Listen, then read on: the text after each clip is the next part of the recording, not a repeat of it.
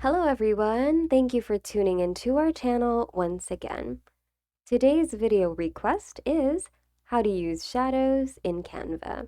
So let's get right on to it.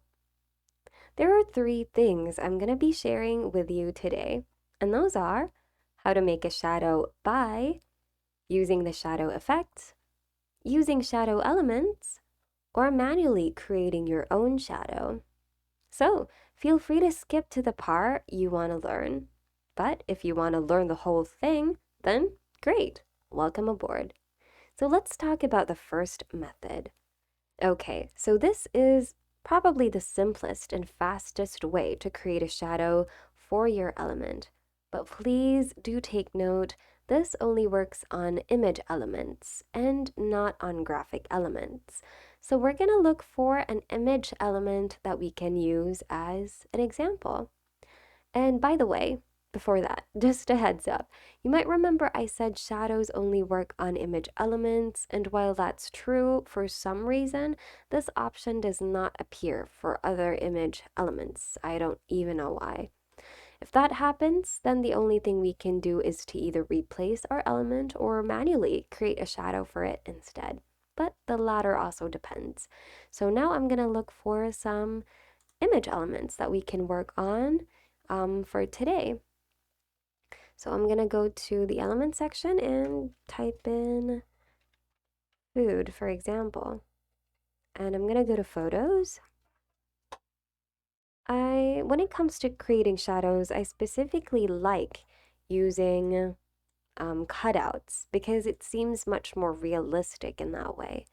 So click on your image element, then go to Edit Image on the toolbar above. And here, look for shadows. As you can see, it appears easily right here on my side panel because I already used it a couple of times. And if that doesn't appear over here on in your case, then type in shadow on the search bar right here and it'll pop up right over here. So we're going to click on it. And here you'll find different kinds of shadows you can apply to your element. So you have glow,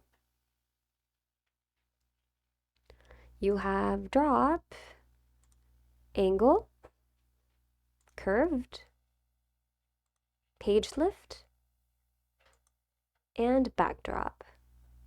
I think backdrop looks nice, doesn't it? Okay, we're going to stick with backdrop for now, but yeah, select one that you'd like to use. So to tweak your shadow, just double click on your chosen shadow, so in this case backdrop. And here you'll have the settings, or you can adjust the settings of your shadow. So you can adjust its transparency and how blurred you'd like it to be. Say, for example, 10. There. But I think the 5 earlier was already okay, so I'm going to stick with that. And this is for the horizontal angle. And this is for the vertical angle.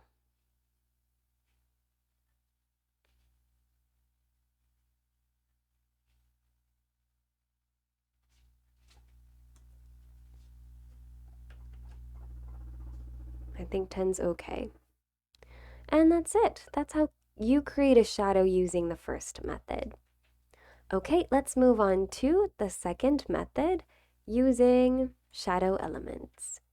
Now this method is perfect if you're creating shadows for basic shapes only, such as circles, rectangles, or squares. Or if you want to add shadows or leaves, shadows of leaves or trees to add a dramatic effect to your photos.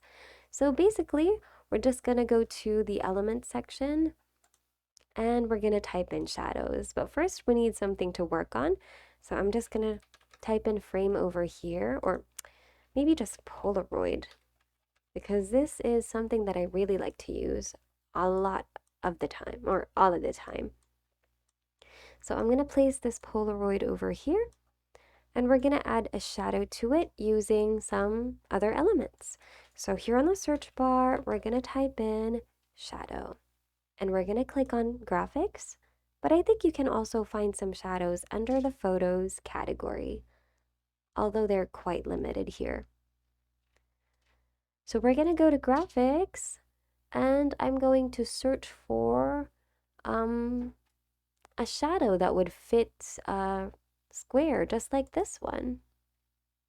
So I'm going to rotate it and position it just like how our Polaroid is positioned over here. And then I'm going to zoom in so that I'd be able to see much better. And I am going to place our shadow just right over here and position it perfectly. And you can see that it's not exactly the same size. So I'm just going to crop it by dragging this crop button on the edges. And I'm going to drag it all the way over here. And there. And I'm going to send this to the back. So I'm going to click on my shadow and click on position and click on to back. And yeah, in order for them to become a single element, because if I move them, the shadow will be left. So I'm going to highlight both of them and I'm going to click on group so that whenever I move my Polaroid, the shadow moves along with it too. There. Okay, now I'd like to use another shadow from the photos instead. But this time we're going to be adding a shadow to a certain photo to make it look a bit more dramatic. So we're going to go and search here for a girl, for example, and we're going to go to photos. We're going to look for an indoor shot or maybe even an outdoor shot. Take this girl, for example. I'm going to right click and set image as background, double click and position it just fine and click on done. And I'm going to look for shadows once again. And here you'll be able to see a shadow with a transparent background. So you can add it to your image like that. Or we can look for another one.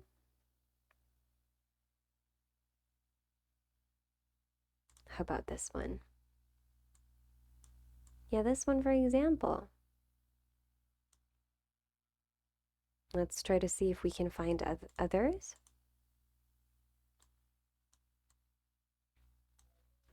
Like that.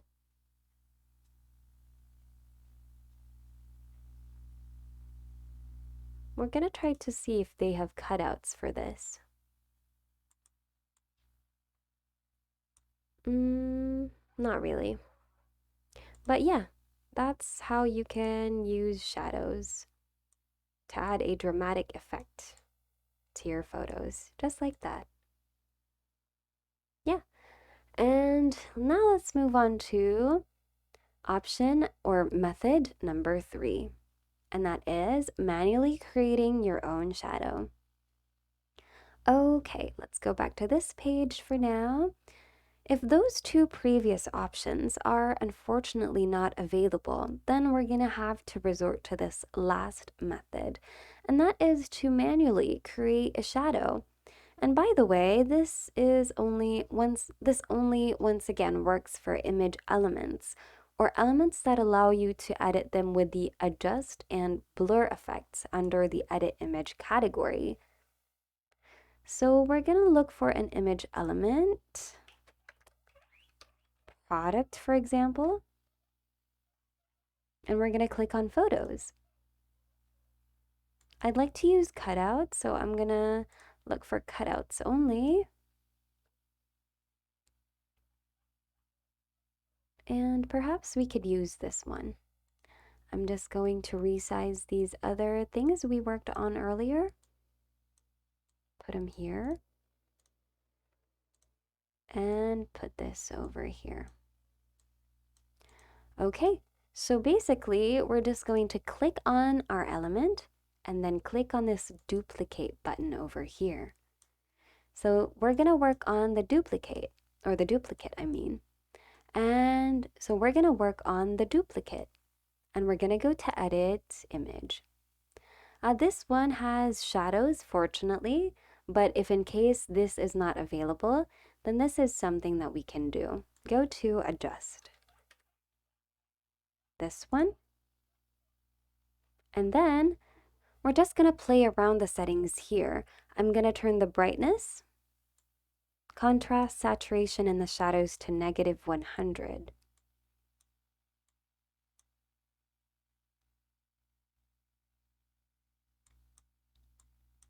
And fade to 100.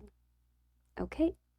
And now I'm going to look for blur right over here, and I'm going to blur it out. And now I'm going to go to this transparency button over here to adjust this element's transparency and set it to about 50.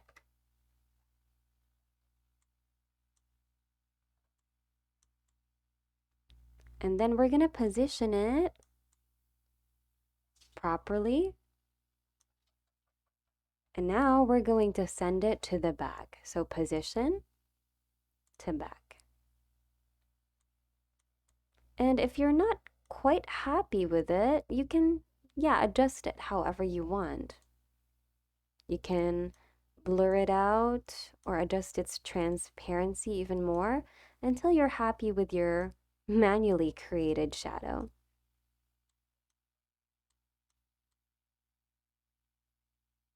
As for me, I think it's okay. And there.